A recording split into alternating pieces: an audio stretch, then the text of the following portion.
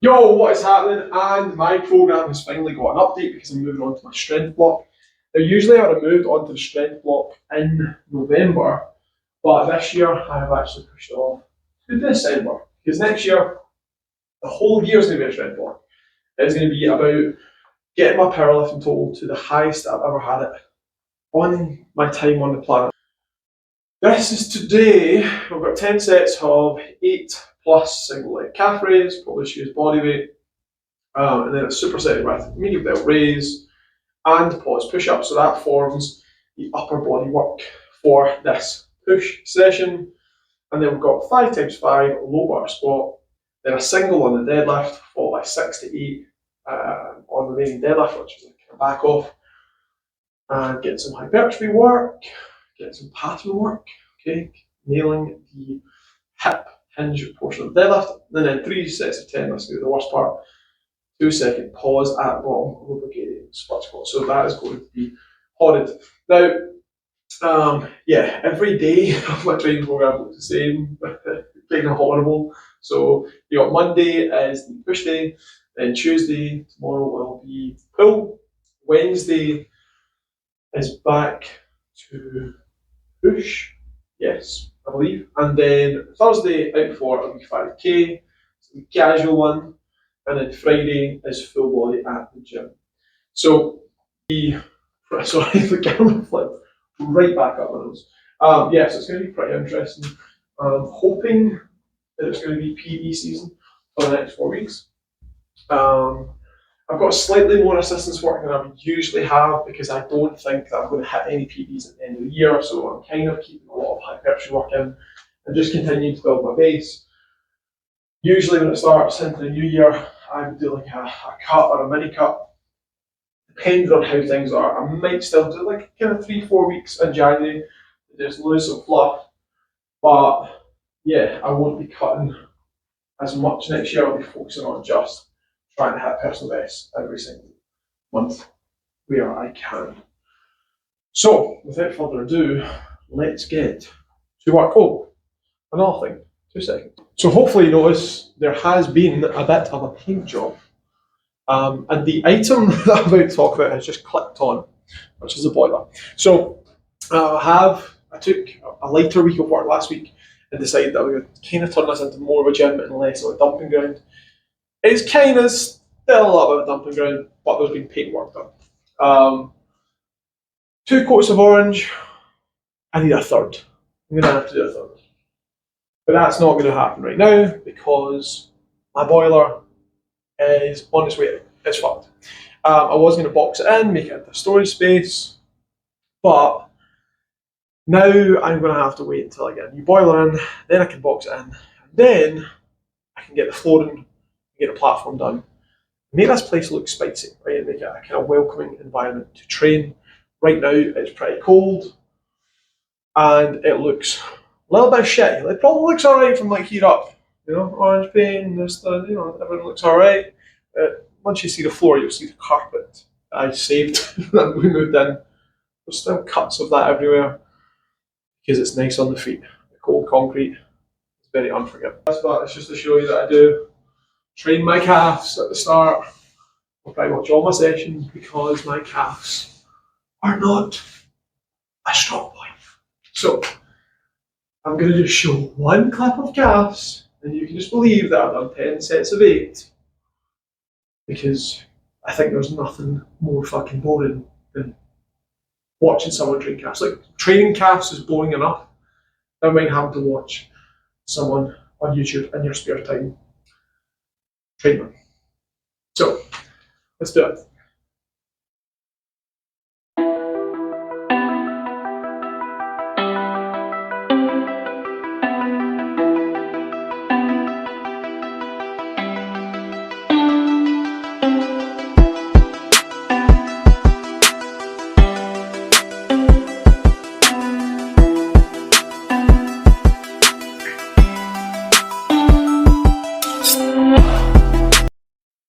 Medial delts, in between calf raises, great fun.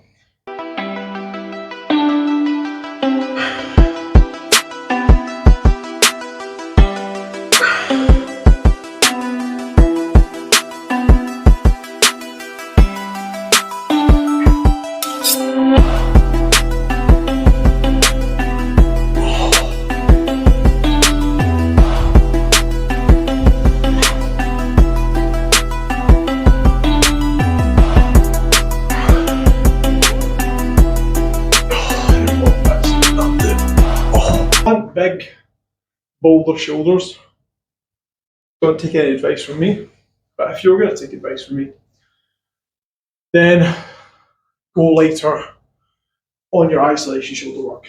Because most of the time, people just turn it into this kind of shit. And there's no tension on the muscles. You're just using momentum to move them about. So instead, lighten the load. So your mum said, okay, that was uncalled for. But yeah, lighten the load, take your time, put attention on the muscles. By the way, anyone who's lost their mother, like myself, apologies for that joke. So, let's do it.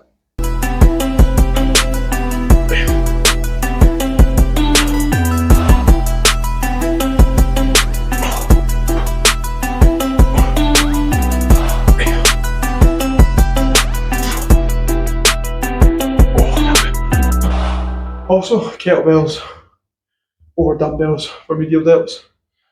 Just so you can get more tension on the delt, just the way they're distributed versus dumbbells. It's like it feels like you get a longer arc of tension, whereas with dumbbells sort of flattens out around about here. Kettlebells, it keeps going. I don't know the physics reason for it, but that's how it feels. So try it. Okay, my calves are fucked. They're getting burning. So 7 sets of calves, 5 sets of medial delts. Now it's moving the push-ups into rotation. So it's pause push-ups, pause at the bottom. I'm not going to do a count at the moment. I might add a count as the weeks go on, but I'm just going to try and do 5 sets of 10 with a solid pause at the bottom. And then I'll layer on the volume and get things a little hard as we go. Today it's just getting through the movements and making sure I get some stimulus and getting used to the patterns I'm going to be using next week. And next week I'll start pushing depending on performance this week. So, push-ups, it should be easy, which we shall see. So, down for a pause and back up for 10.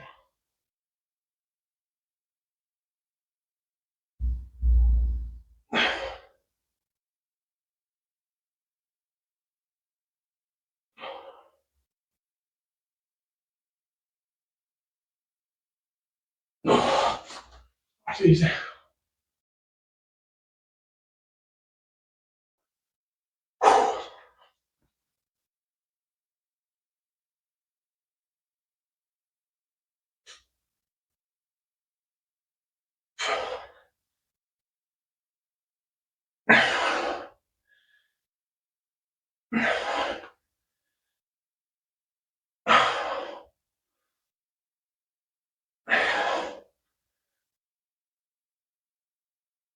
Oh, that's right on the nose. That was perfect. Yeah, 4 sets of those is going to be doable. Relatively. A little bit of a challenge. On the old biddies. But yeah, it should work for now. Probably next week I might have to take a 2-second pause because I'm going to be able to do all 5 sets, I think. 5 sets of 15. So yeah, maybe next week I will increase to a 2-second pause on the floor. At the moment, I don't actually have a bench press. That's going to be resolved in 2 weeks because next year, focusing on powerlifting, I'm going to need to be doing a bench press.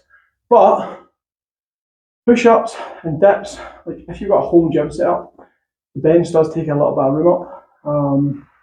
Unless I'm assuming you can probably get fancy ones you can fold up, but it does eat a lot of your space. So it's not the reason I didn't have one. I just didn't have one because I just used overhead press and then did my bench at the gym. And I was only benching once a week, so it kind of worked. But now that I'm going to have to increase my bench frequency, I feel the need to get a bench so I can practice the pattern.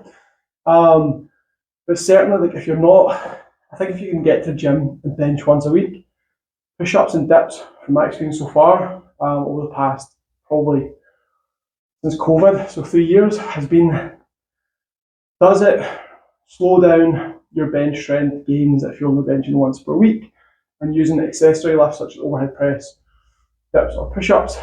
Yes, but I think that the slowdown is marginal and that most of it is pattern based. So every movement that you do, there's a neurological component, which is just fancy way of saying your brain's ability to coordinate, right, and recruit the muscle fibers in a certain pattern.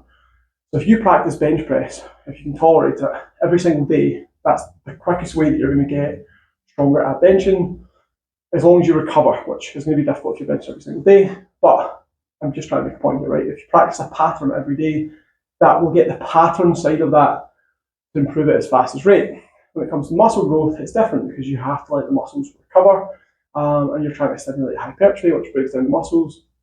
And yeah, for hypertrophy, it's a little bit different than just pure strength. So my point here is, if you want to bench more, you're going to have to bench more often. If you want to get better chest hypertrophy, shoulder hypertrophy, tricep hypertrophy, you just have to do more work on your chest, shoulders, and triceps. So that means that during this period where I've maybe only benched once, sometimes twice per week over the past 4 years, my bench press has kind of stalled. Like, I haven't got that much stronger on the bench press, but my chest, shoulders, and triceps have got bigger because I've still been putting in work into them. Theoretically, that means that when I resume an increased frequency of bench press, my bench press should get stronger. We won't know that until next year, but that's a theory, and I'm pretty sure that that's what's going to happen. Okay, so I'm going to get a bench, bench more, but do not sleep on the power of push-ups when done properly. Okay, I'm going to do the warm-up set. I haven't done low bar squatting probably for over a year. Most of my squatting has been high bar because most of the year I haven't been doing a lot of powerlifting work. So this first set, I'm just picturing going to be janky because I'm not used to having it with more on my back. Plus I was done push-ups, which is going to have tightened up my pecs and probably make it more difficult to get in position.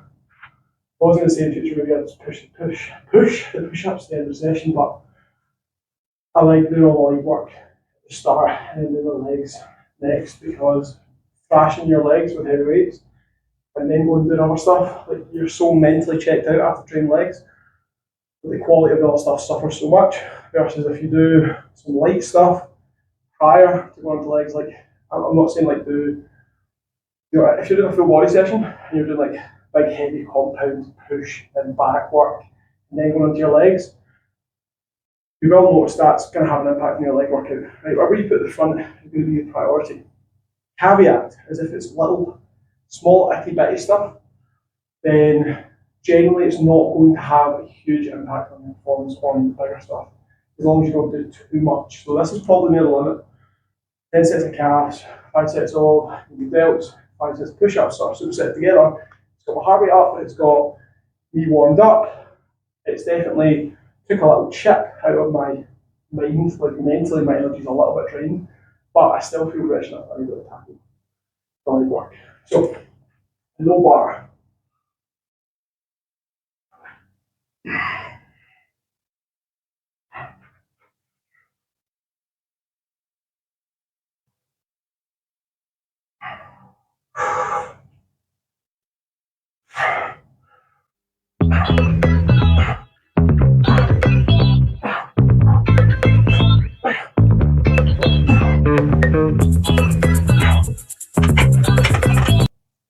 So yeah, it felt, I've left the mic down on the floor. The audio is maybe going to be shit for that last bit. Oh well, everything's raw, as raw as possible. Yeah, that feel kind of janky in the position, especially because taps off, t-shirt provides a little bit more grip. So, might go ahead. And hopefully that gives me a little bit more grip on the low bar, grips onto the clothing. I don't think it's going to make as much difference as I'd like it to. I think I'm just going to have to get used to getting back into that lower position. It does put a little bit of pressure on the shoulders. Tips on getting into lower position. A lot of practice with an empty bar where you're not using a lot of weight. That's, if you add weight and you don't have the flexibility to get in a low bar position, you're just going to piss the fuck out of your shoulder joints. So, use an empty bar and just practice, getting into that position and finding that rack position on your back. Do that until that starts to become comfortable. So it could look like doing a set of 20 with an empty bar in between each set of normal high bar squats. It's a way that you can sort of build in earning that low bar position. You don't have to go straight into a super low bar position. You can progress it over time. So as well as doing the 20 sets where you're trying to get into a stretch position and practicing for 20 reps in between your sets of high bar squats, you can steadily bring the bar lower on the back as your mobility improves. As well as that, face pulls with the rope are going to strengthen that ability to get into that position, and changing the width of your grip. Some people are going to be able to stay in quite tight, a lot of people maybe are going to have to go a bit wider. Some people are going to be able to keep the thumb on top, not me. Some people are going to have open wrists, more like me, the wrists start to open up. You have to play about and find what is comfortable for you and your anthropometry. Another word, hopefully, yeah. So, without further ado, let's get on to the next warm-up set.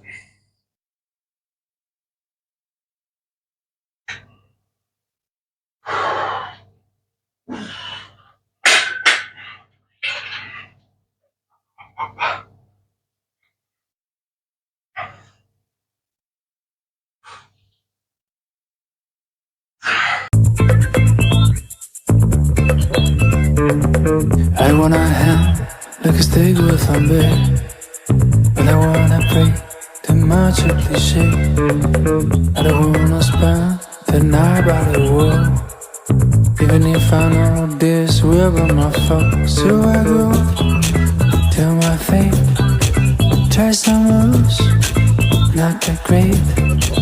Feel the shade of defeat, like I have. That was close. Nearly missed the peg. And that is why you get some practice on lighter weights before you go full tilt, ladies and gentlemen. 135. I might not go as low down on the back this time. A little bit higher today till I get my bar technique back.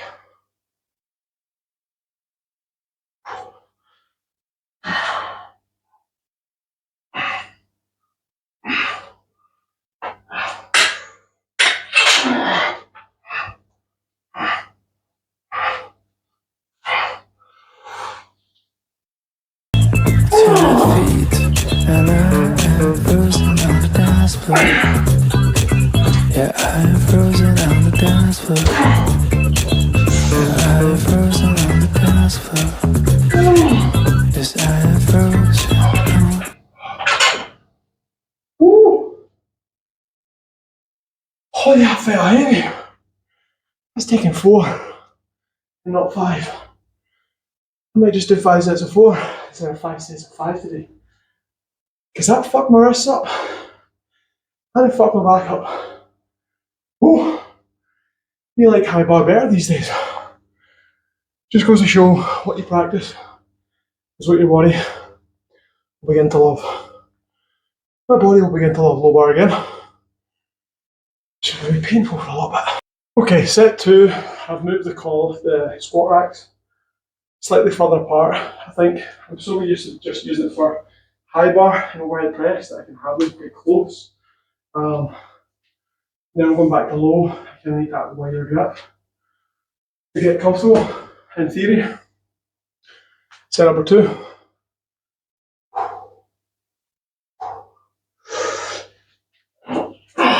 Oh, night day. Night day. Oh, come on. Come on. Much better. Much better. Much better.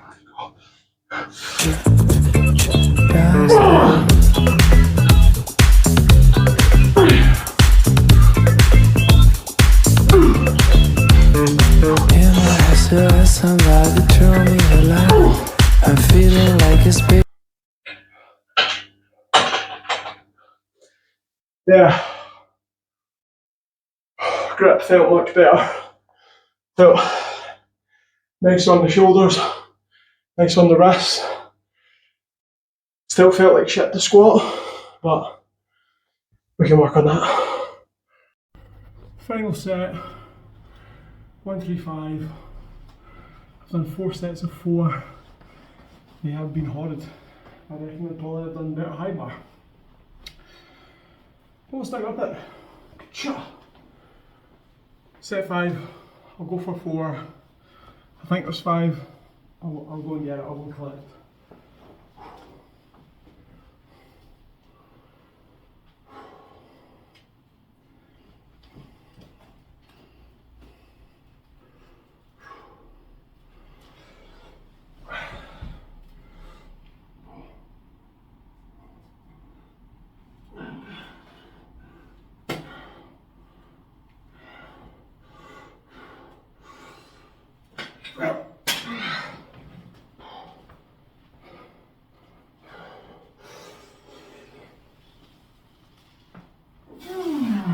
At the mercy of time.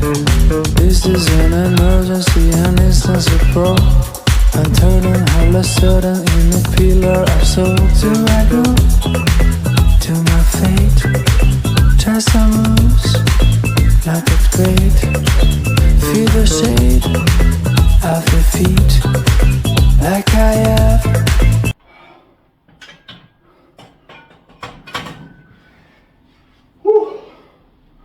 5. Done. Felt like shit. Now on to a single deadlift and then some Romanians. Everyone loves Romanians, right? And I mean the deadlifts. So one of the many reasons I would like a platform in here is because the garage, the audio's changed because the mic has run out, but the garage floor has a run, which means that when you're squatting on it, you've got like 1 foot like this and 1 foot like this. Which, if you're doing it like, I don't know, if you weren't doing it that often, like once a week you're squatting in here and you're squatting twice a week somewhere else, maybe it wouldn't make that much difference. Okay, I feel like it still would. I don't know if there's much research on slopes and squatting and how much of a slope would be required to fuck you up, but it is going to mess with your leverages. And since, you know, whenever you're doing squats for competition, you're going to be on a flat surface, it's probably best to have as level a surface as possible. Yeah, definitely does fuck you up. I wouldn't recommend it, but I have done it for periods of time, like once a week squatting deadlifting, and I haven't noticed anything has been fucked because of it. That is not to say that you should do it though. Anyway, that's one of the many reasons I want a lifting platform, is to level out the floor, and then it means I don't have to do what I do right now for squatting, which is, over the past few weeks, because it started playing in my head, I created a part of the floor by using like some small gym mats that's perfectly level.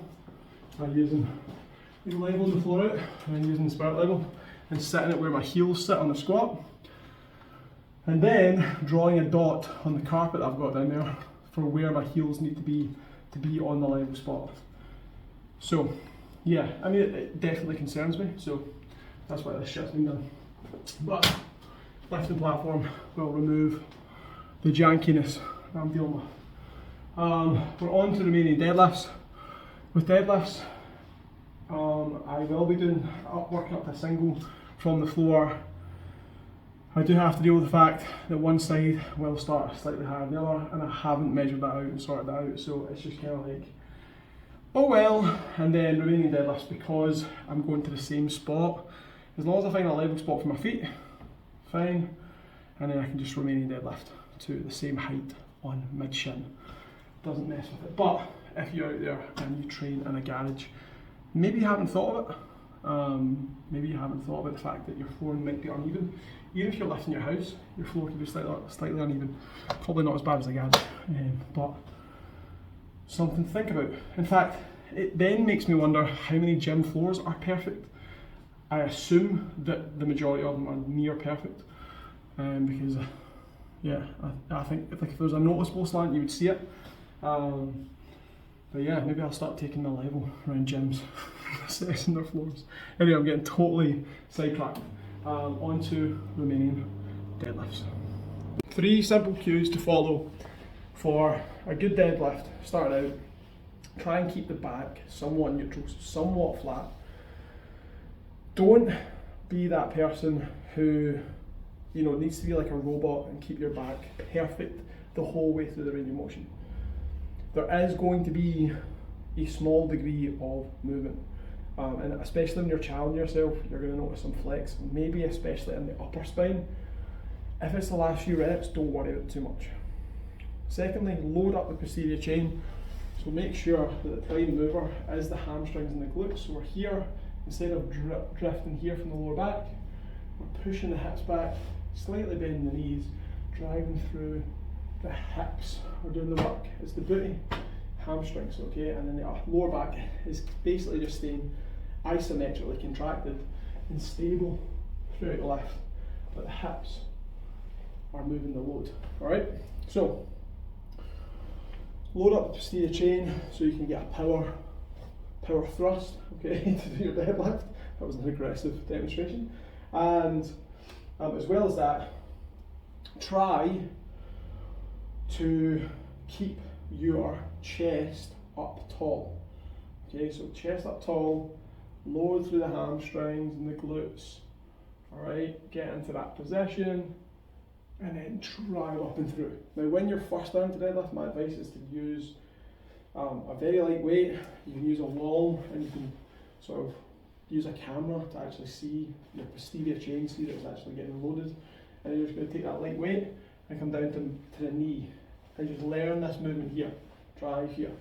Then over time, start bringing it down below the knee, then mid shin, and use Romanian deadlifts to build up your flexibility and good form, and then deadlift from the floor. Because most people try and deadlift from the floor, and they take all that shitty habit, and it's just like this, and then they lift it off the floor, and they're like, oh, my back is getting fucked. And you're like, no, you fuck what? It's because you're doing deadlifts. Really shit, and you haven't earned the right to do deadlifts. A bit like what I said in a previous video about push-ups, a bench press, sorry, and pressing in general. People complain that pressing heavy weights has fucked their shoulders, when the reality is they haven't built up their back muscles so they've got a stable back, and they haven't learned how to move their scapula and utilise their pecs properly, and so everything gets stuffed up, and they get fucked shoulders. So yeah, don't be a fuckwit, folks. Learn how to do things properly and do it slowly.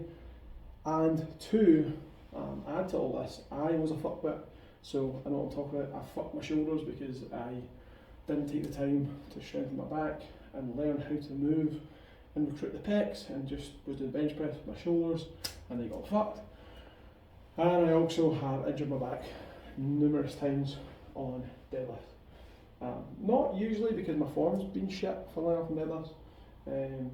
Deadlift has just been a dead. So anyway.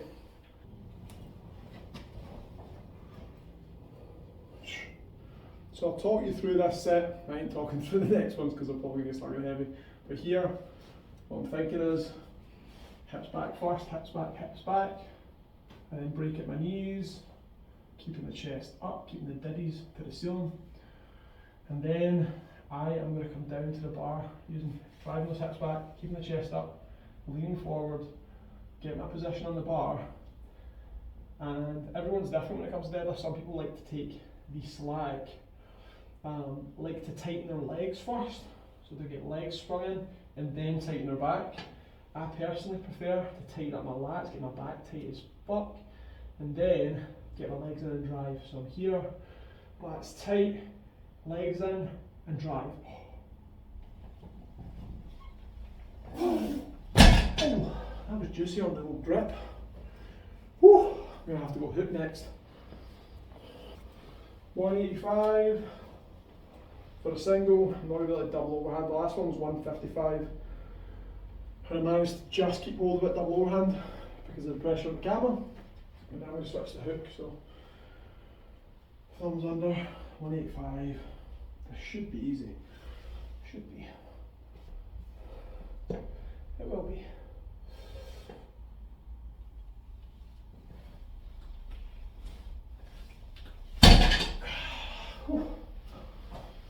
Felt right. There we go, 205 for the last single today. Okay, so last single, 205.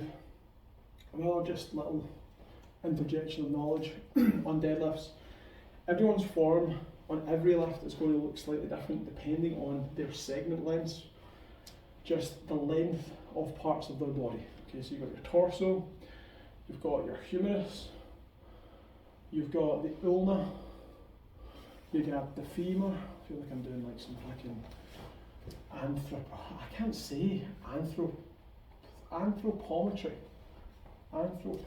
modelling, and then you've got your tibia. Okay, these are the main segments that are going to be of importance when it comes to lifting weights.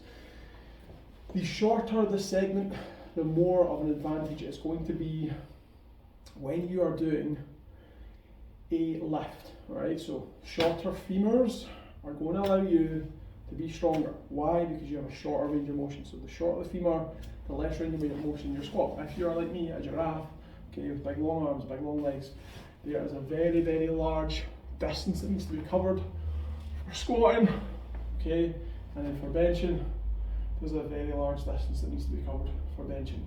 I'm 6'3", I'm not in any way the worst. There are people out there, I think I've seen some guy 6'8", right, who's trying to like, and weighs like fucking 14 stone, which seems probably relatively heavy, but it's not for someone who's 6'8", and is trying to lift weights and get strong. It's just ridiculous how far, you know, he has to move weights through. Now, the taller you are, you tend to have more muscle as well because, you know, your bones are bigger and there's bigger muscles, but the scaling isn't perfect. That is why, in terms of relative strength, smaller individuals with shorter levers dominate.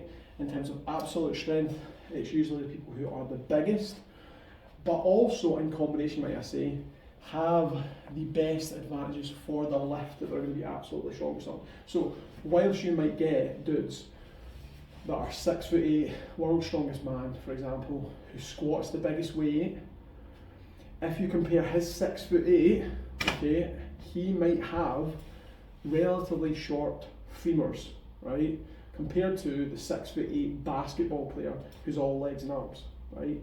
So even when it comes to absolute strength, you want to have short levers. Now, where does that come into with the lifting?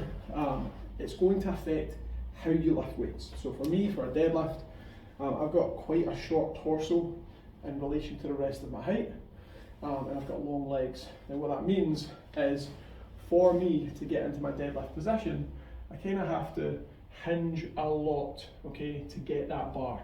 I have to hinge a lot and have a very, very flat start, okay, like a very horizontal start, and it almost looks like a stiff leg deadlift.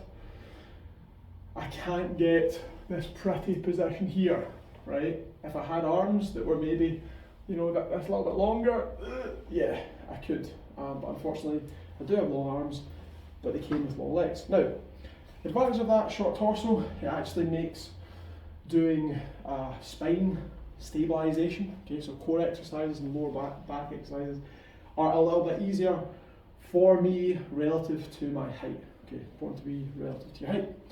And yeah, then when it comes to squatting, your form's going to be different based on those segment lengths and also based on how your hips are put together. Some people's hips, you know, are made so that they can squat out here, mine are not. It's fucking horrible. Despite being told, you know, everyone says the longer the legs, the bigger the base. You should get it here so that you're squatting here. Oh, it feels fucking shit on my hips. It just tears them up. I would love to be able to sumo deadlift, but every time I've ever tried it, I've just ended up having to take 2 weeks off of deadlifting and squatting for, yeah, because it just jams up the hip sockets and is not nice. So, the way you're shaped, the way you're designed is going to have a big impact on how you lift. Everyone wants to have textbook form, so they want to have that sort of high bar squat or that squat technique where their squat is just like the most beautiful thing and they stay perfectly upright. Alright, but if you've got the femurs like this, it's just not going to happen. Right, I'm right up on my tiptoes to make that happen. They want to have a super wide, super flared bench press, but if you have a long humerus like me, it's going to put an immense amount of pressure on your shoulder joint, and they're probably going to get really fucking pissed off when you do that. And for deadlifts, everyone wants to have a nice kind of upright stance so you can get your legs in and get a bit of leg drive and boom, you know. But sometimes you're going to have a squat because of the way you're built, so dudes with long femurs especially, you're going to find your squat turns more into that sort of good morning squat where you have a bit of a lean because the bar needs to stay on the midfoot. And for deadlifts, if you've got T-Rex arms, so you've got little short arms, or if you've got really long legs, then you're going to find that you have more of a stiff leg deadlift going on. Bench press, yeah, depending on how your shoulders are put together, depending on the length of this part of your arm, okay, it's going to depend where you position yourself for the bench. You always want to try and go for the widest grip because it allows you to go through the shortest range of motion, but for some people they can't tolerate that and it chews up the shoulder joint. Okay, I feel like I've spit a huge amount of nuggetness. Hopefully that's been helpful. And now I'm going to go ahead and get a single on 205.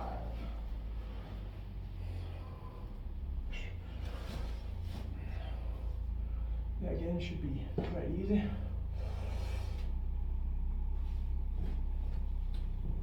Oh, not easy. Strappity straps. I was rolling in my hands, you know, the hook grip.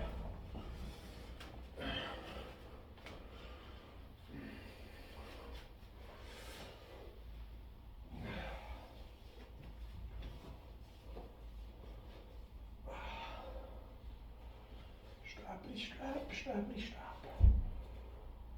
This will make it go better.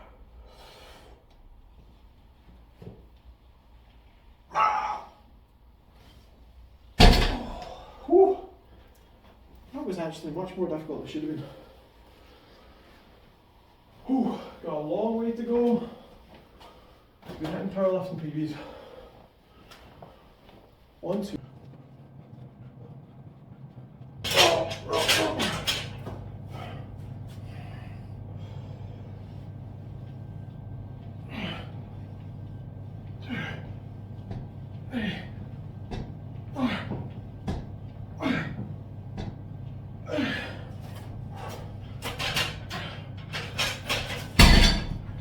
Whew. That's why they're a little bit closer together.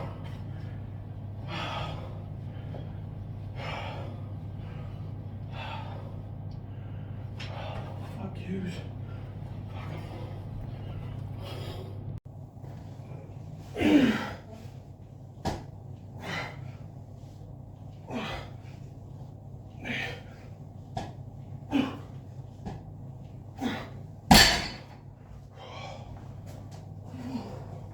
Last set, 6 sets of 6 with 135.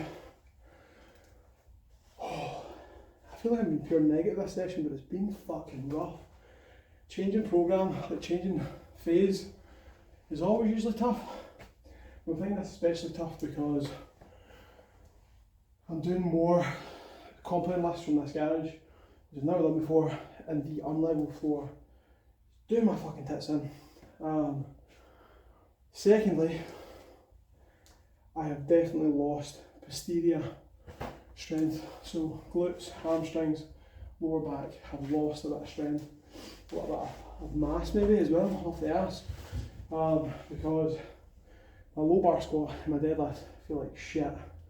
Meanwhile, I hit a lifetime high bar PB not last week, the week before, and I had 10 for 150 high bar. And yet, this is fucking shit. This is some bullshit. Anyway, another set. Hopefully my body starts acclimatising and some of that mass that was there from the posterior chain starts to wake up and come back. But another set, last set. 6 reps, 135. Then it's Bulgarian split squats with a pause for 2 seconds at the bottom. I was supposed to do them with the barbell on my back, but I'm pressed for time, so I'm just going to do them bodyweight today. And then I've got grip work. I'm going to do grip work every single day, apart from Friday, to try and strengthen my grip back up because I've lost a lot of strength on that as well. Which is weird because I'm doing arm wrestling training, but I think arm wrestling, it gets the cup, it gets the pronator, but in terms of your crushing grip, you don't actually have to crush that hard, you just have to keep the wrist bent in or rolled round. Last set.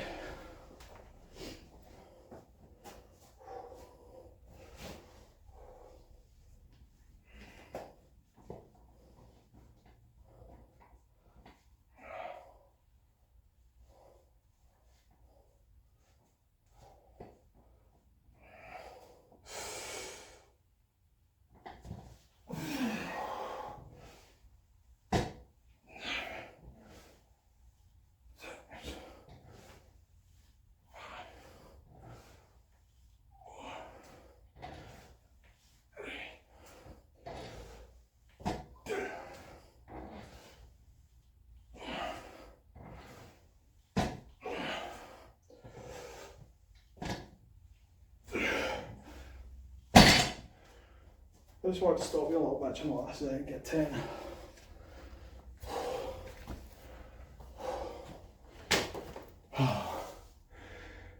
Bulgarian split squats, still to go.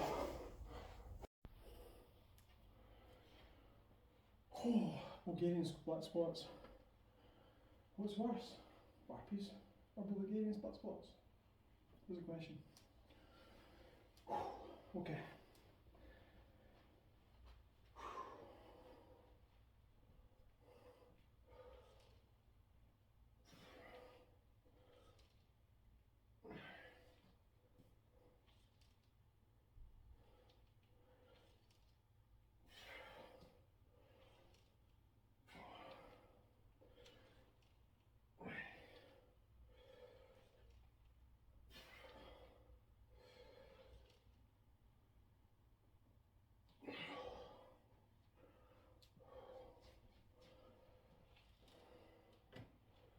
God, my knees sound like a granda's knees.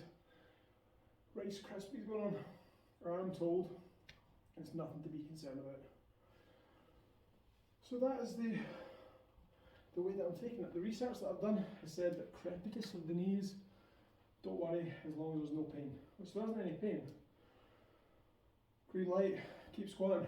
But I do worry if they sound this noisy at 33, at 43, it's going to be nonsense.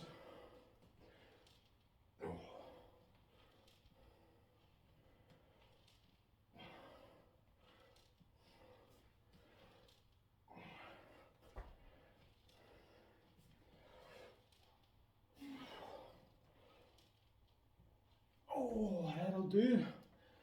Now, grip work. I'm going to absolutely smash my hands, my forearms with some grip work so that I don't have problems like I had earlier. And then I'm going to call it a day. So I'm going to do some one arm hangs. I don't know if the camera's going to be set up to see that now. I'm going to have to move this. One arm hang, do a one arm hang on each hand. Do it twice through. So one hand, the other hand, then the other hand, then the other hand. Then I'm going to hit the grippers. Go from the heaviest weight down on the grippers. And finish up with double arm hang. Finito for today. So, right arm to start. We'll see how long I can hold on.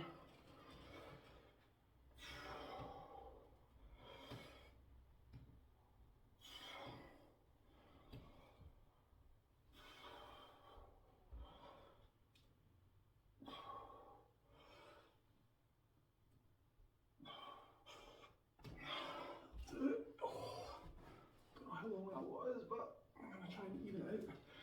Make sure the left does the same.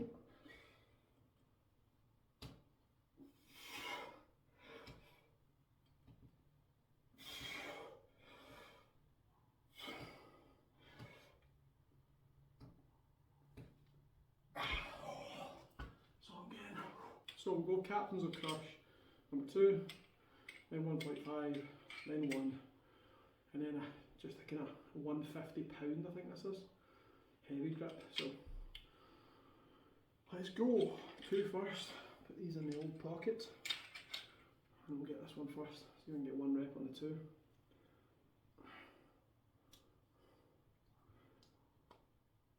Nope, not close.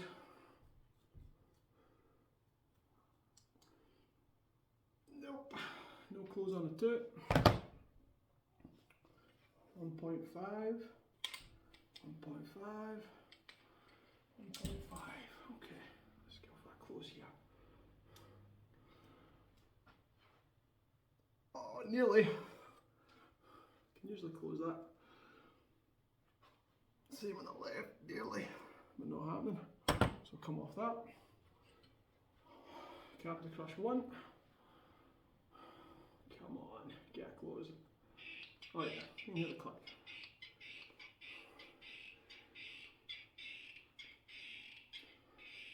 Oh.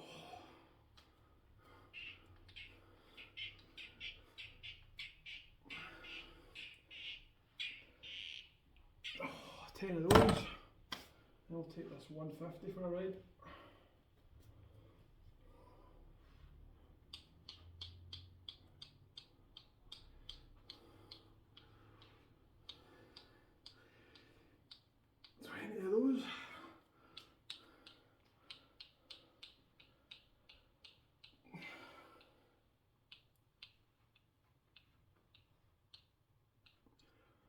Also handy if you want to upset someone during a handshake introduction. Back onto single arms because I duffed it and I've remembered that I only did it once, so we'll see what I've got in the tank.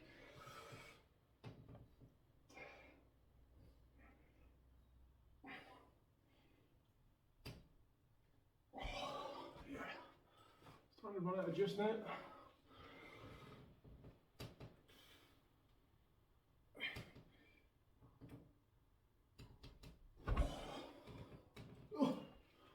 And now double on, straight in to finish.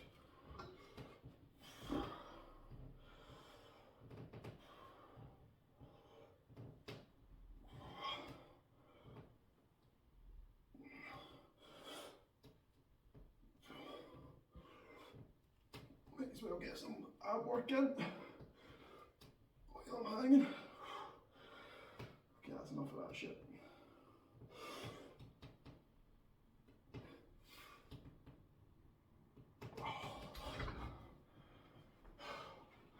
Done. Session complete. Check. End of the workout. Finished the bodybuilding phase for the year. This is where we're at. Difference lighting makes. You get good lighting, it literally can make your physique look about, I would say 5 or 6% leaner. So my body fat now is probably like somewhere between 15 and 18, somewhere in there, I would guess. But sometimes I can look like 20% when I've had a big feast and I've got shit lighting. Other times I get a good pump, get good lighting, and I can look like I'm in the sort of 12-13% range. So lighting makes a massive difference. Anyway, let's see what we've got. End of the bodybuilding phase, into the strength phase.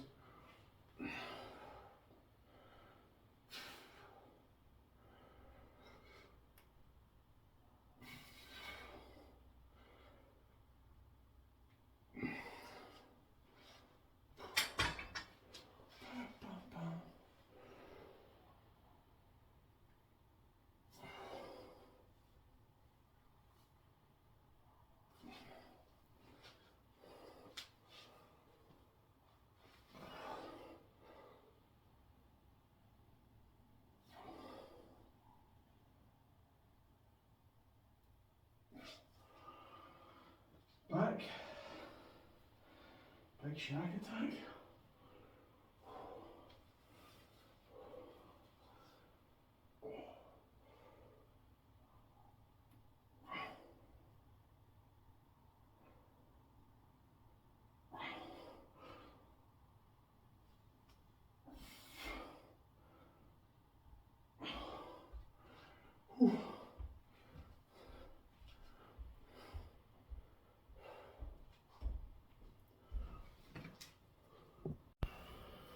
So that wraps things up today. Another golden nugget is body fat and how you store it. Everyone stores it slightly different. So even though I'm probably sitting around about 16, I think I'm going to go 16, estimate 16, 17% body fat. You notice that I distribute not too much on the upper abs, there's not really too much here. Get a little bit on the lower, and then there's a lot of love handle meat. That's where I tend to put it on when I go from about 12 to 16. This is the bit that goes on. And then when I start going over there, it starts flooding onto the arms, and it starts flooding on more to the legs. But yeah, I've noticed as well as I've got older, the distribution's changed. So when I was younger, I tended to store more in my legs. As I got older, I feel like I store more in the midsection. So something changes as you get older, the way you distribute body fat. But yeah, everyone stores it differently. So you're going to get some people that are 16% and they're going to have more fat, and they might have like the little belly, even though they're 16%, and their arms are like lean as fuck. They've got like veins in their calves and shit. I tend to find I store my fat on butt, legs, love handles, then on the front here, and then it sort of kind of spreads evenly at that point around the rest of my body. So yeah, everyone's going to store body fat slightly differently. There's nothing you can do. You can't like do an exercise to lean it out, because if that was true, then yeah, I wouldn't have fat mass because I squat and deadlift, or have to squat and deadlift probably more than any other lift, and yet that's where I store my fat. So yeah, sport reduction is a load of shit. You just have to lose fat off your body till you get the areas as lean as you are content with. And with that, I'll see you in the next video. Make sure to sub. Catch you later.